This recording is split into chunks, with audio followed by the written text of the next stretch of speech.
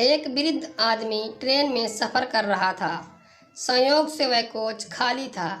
तभी 8-10 लड़के उस कोच में आए और बैठकर मस्ती करने लगे। एक ने कहा, चलो जंजीर खींचते हैं। दूसरे ने कहा, यहाँ लिखा है 500 रुपये जुर्माना और 6 माह की कैद। तीसरे ने कहा, इतने लोग हैं, चंदा करके 500 रुपये जमा कर देंगे। चंदा इकट्ठा किया गया तो 500 रुपये की जगह 1200 रुपये जमा हो गए, जिसमें 200 के 3 नोट, 2 नोट 50 के, बाकी सब 100 के थे। चंदा पहले लड़के के जेब में रख दिया गया। तीसरे ने कहा, जंजीर खींचते हैं, अगर कोई पूछता है तो कह देंगे बूढ़े ने खींचा है, पैसे भी नहीं देने पड़ेंगे। तब बूढ़े ने हाथ जोड़ के कहा, बच्चों, मैंने तुम्हारा क्या बिगाड़ा है, मुझे क्यों फंसा रहे हो? लेकिन नहीं, जंजीर खींची गई। टीटी आया सिपाही के साथ।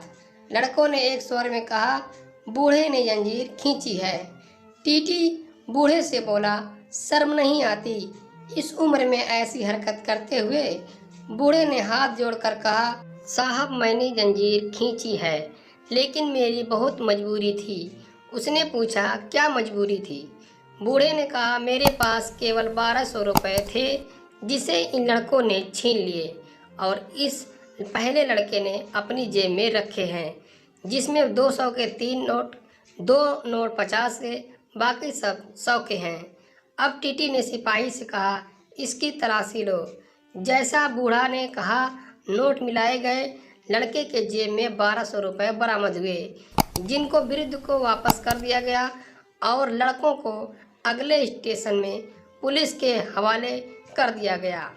पुलिस के साथ जाते समय लड़के ने वृद्ध की ओर घूर के देखा तो वृद्ध ने सफ़ेद दाढ़ी पर हाथ फेरते हुए कहा, बेटा, ये बाल यूं ही सफ़ेद नहीं हुए हैं।